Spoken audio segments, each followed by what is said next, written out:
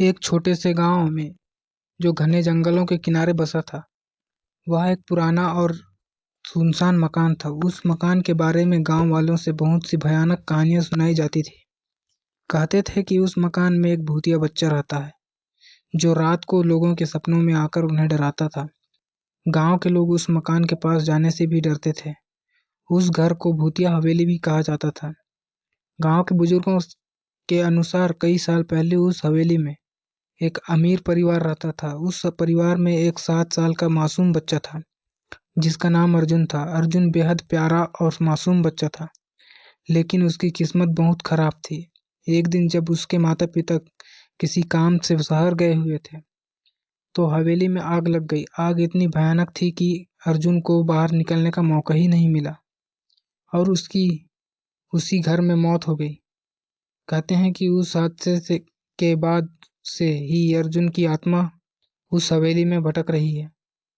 कई लोगों ने बताया कि रात के समय उन्हें हवेली के अंदर बच्चे की हंसी की आवाज सुनाई देती थी।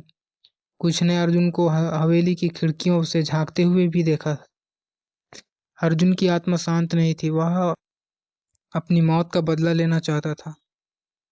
गांव के बच्चों को हवेली की यह कहानी खूब डराती थी, लेकिन उनमें से एक बच्चा जिसका नाम विक्रम था बहुत ही जिज्ञासु था। विक्रम को इन भूतिया कहानियों पर विश्वास नहीं था और वह सच्चाई जानने के लिए उस हवेली में जाने का निर्णय लेता है। एक दिन रात के समय जब सब गांव के सभी लोग सो रहे थे, विक्रम चुपके से हवेली की ओर निकल पड़ा। जैसे ही वह हवेली के पास पहुंचा, उसे ठंडी हवा का एक झोंका महसूस हुआ और उसके कदम खुद ब खुद रुक गए। हवेली के बाहर खड़े होकर उसने अंदर झांकने की कोशिश की, लेकिन अंदर एक घना अंधेरा था। थोड़ी हिम्मत जुटाकर वह दरवाजा खोलकर अंदर चला गया। हवेली के अंदर घना सन्नाटा था। विक्रम ने अपनी टॉर्च जलाई और धीरे धीरे कमरे में आगे बढ़ने लगा। हवेली का हर कोना धूल और मकड़ियों के जालों से भरा हुआ था। अचानक उसे पीछे से किसी बच्चे के रोने की आवाज सुनाई दी। उसका दिल जोर जोर से धड़कने लगा। विक्रम ने हिम्मत करके उस आवाज की दिशा में जाना शुरू किया। वह जैसे ही हवेली के सबसे पुराने कमरे में पहुंचा, उसने देखा कि एक छोटा बच्चा कोने में बैठा रो रहा है। विक्रम ने थोड़ा डरते हुए उस बच्चे से पूछा, तुम कौन हो? बच्चा धीरे धीरे उठकर उसकी ओर देखने लगा। उसकी आंखें बिल्कुल सफेद थी और चेहरा जलने के निशानों से भरा हुआ था।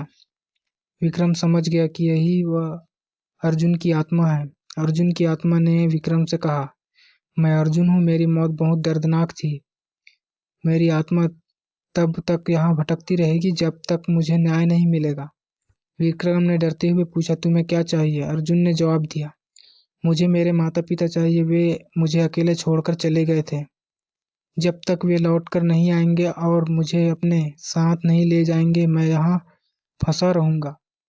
विक्रम ने अर्जुन से वादा किया कि वह उसके माता पिता को ढूंढेगा और उन्हें वापस लाएगा। अर्जुन की आत्मा ने विक्रम को जाने दिया, लेकिन जाते जाते विक्रम को चेतावनी दी, अगर तुमने अपना वादा नहीं निभाया तो मैं तुम्हारे सपनों में आकर तुम्हें परेशान करूंगा।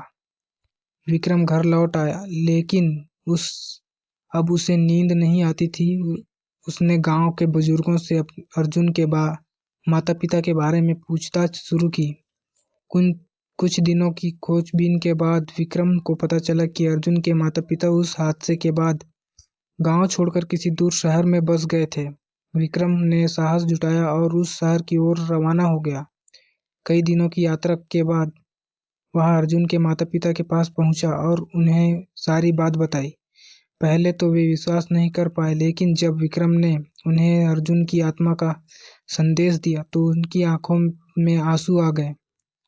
वह अर्जुन के माता पिता को लेकर गांव वापस आया। जैसे ही वे हवेली पहुंचे, हवेली का दरवाजा खुद ब खुद खुल गया।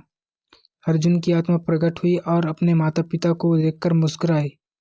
उसकी आत्मा को अब शांति मिल गई थी।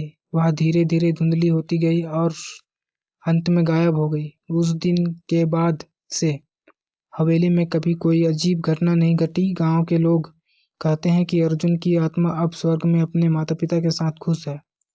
और हवेली अब भूतिया नहीं रही। विक्रम ने अपने साहस और वादे को निभाकर एक मासूम आत्मा को मुक्ति दिलाई और गांव वालों का हीरो बन गया।